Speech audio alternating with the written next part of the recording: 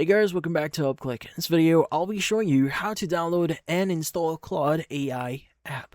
But first, check our special offer in the description. So let's get started.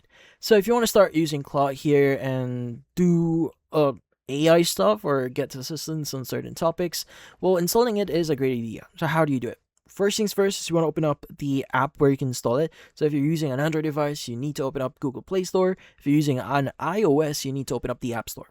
So let's go ahead and click on Play Store. Now in here, what we need to do is you want to go ahead and go to your search bar, go to search at the very bottom, go to search at the very top here, and just type in Claude. Now go ahead and search for it. Now just make sure that you spell it correctly, Claude, and you want to look for Claude by Anthropic. Now you want to go and select it, click on install. Just wait for a while. It might take a while depending on your internet connectivity. If it's fast, it's just going to take like 2 seconds or 5 seconds for you. But if you click on open, it should basically open up the actual UI for it. So you may need to use a Google account, or you can enter your email here to connect to Claude. But basically, that's how you start using Claude, or download and install Claude into your mobile device. But that's about it. So if you found this video helpful, hit the like and subscribe button, and watch our next video.